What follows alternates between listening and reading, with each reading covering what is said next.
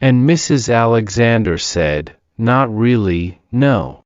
I mean, I knew him well enough to say hello and talk to a little in the street, but I didn't know much about him. I think he worked in a bank. The National Westminster. In town." And I said, "Father says that he is an evil man." "Do you know why he said that? Is Mr. Shears an evil man?" And Mrs. Alexander said, "Why are you asking me about Mr. Shears, Christopher?" I didn't say anything because I didn't want to be investigating Wellington's murder, and that was the reason I was asking about Mr. Shears. But Mrs. Alexander said, "Is this about Wellington?" And I nodded because that didn't count as being a detective. Mrs. Alexander didn't say anything. She walked to the little red box on a pole next to the gate to the park, and she put Ivor's poo into the box, which was a brown thing inside a red thing, which made my head feel funny, so I didn't look. Then she walked back to me. She sucked in a big breath and said, "Perhaps it would be best not to talk about these things, Christopher." And I asked, "Why not?" And she said, "Because." Then she stopped and decided to start saying a different sentence. "Because maybe your father is right and you shouldn't go around asking questions about this." And I asked, "Why?" And she said, "Because obviously he is going to find it quite upsetting." And I said, "Why is he going to find it upsetting?" Then she sucked in another big breath and said, Because I think you know why your father doesn't like Mr. Shears very much." Then I asked, "Did Mr. Shears kill Mother?" And Mrs. Alexander said, "Kill her?" And I said, "Yes." "Did he kill Mother?" And Mrs. Alexander said, "No. No. Of course he didn't kill your mother." And I said, "But did he give her stress so that she died of a heart attack?" And Mrs. Alexander said, "I honestly don't know what you're talking about, Christopher." And I said, "Or did he hurt her so that she had to go into hospital?" And Mrs. Alexander said, "Did she have to go into hospital?" And I said, "Yes. And it wasn't very serious at first, but she had a heart attack when she was in hospital." And Mrs. Alexander said, "Oh my goodness." I said, "And she died." And Mrs. Alexander said, "Oh my goodness" again, and then she said, "Oh, Christopher, I am so sorry. I never realized." Then I asked her, "Why did you say, 'I think you know why your father doesn't like Mr. Shears very much'?" Mrs. Alexander put her hand over her mouth and said, "Oh dear, dear, dear." But she didn't answer my question. So I asked her the same question again, because in a murder mystery novel, when someone doesn't want to answer a question, it is because they are trying to keep a secret or trying to stop someone from getting into trouble, which means that the answers to those questions are the most important answers of all, and that is why the detective has to put that person under pressure. But Mrs. Alexander still didn't answer. Instead, she asked me a question. She said, "So you don't know?" And I said, "Don't know what?" She replied, "Christopher, look, I probably shouldn't be telling you this."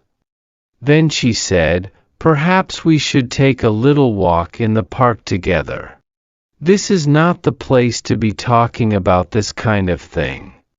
I was nervous. I did not know Mrs. Alexander. I knew that she was an old lady and that she liked dogs. But she was a stranger. And I never go into the park on my own because it is dangerous and people inject drugs behind the public toilets in the corner. I wanted to go home and go up to my room and feed Toby and practice some maths. But I was excited, too, because I thought she might tell me a secret. And the secret might be about who killed Wellington. Or about Mr. Shears. And if she did that, I might have more evidence against him, or be able to exclude him from my investigations. So because it was a super good day, I decided to walk into the park with Mrs. Alexander, even though it scared me. When we were inside the park, Mrs. Alexander stopped walking and said, "I am going to say something to you, and you must promise not to tell your father that I told you this." I asked, "Why?" And she said, "I shouldn't have said what I said. And if I don't explain, you'll carry on wondering what I meant. And you might ask your father. And I don't want you to do that because I don't want you to upset him. So I'm going to explain why I said what I said. But before I do that, you have to promise not to tell anyone I said this to you." I asked, "Why?" And she said, "Christopher, please, just trust me." And I said, "I promise."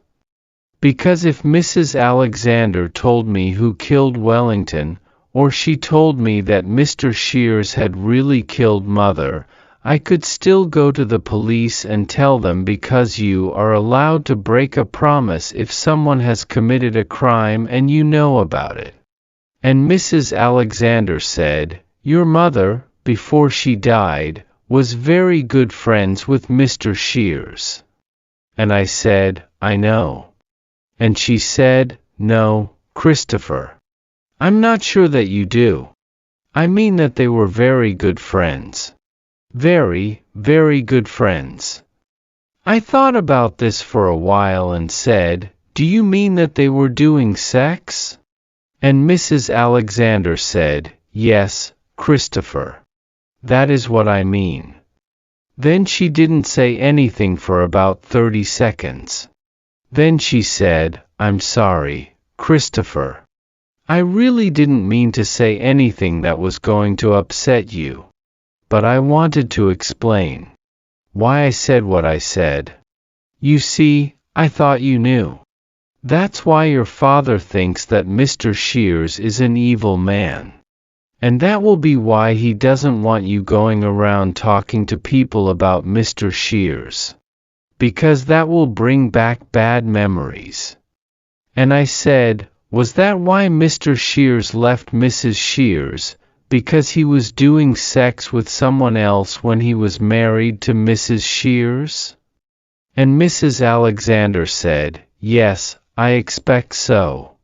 Then she said, "I'm sorry, Christopher. I really am." And I said, "I think I should go now." And she said, "Are you okay, Christopher?" And I said, "I'm scared of being in the park with you because you're a stranger." And she said, "I'm not a stranger, Christopher, I'm a friend." And I said, "I'm going to go home now." And she said, "If you want to talk about this, you can come and see me anytime you want.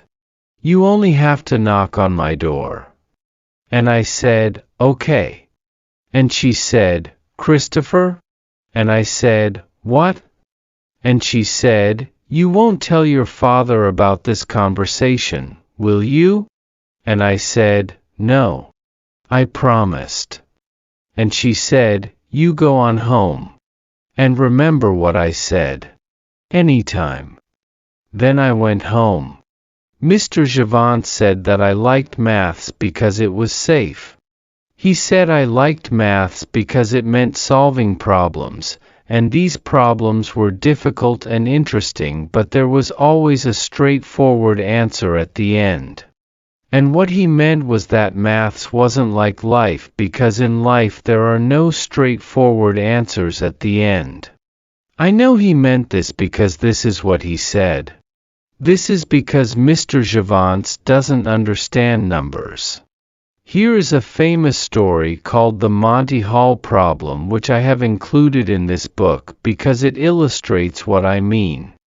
There used to be a column called Ask Marilyn in a magazine called Parade in America.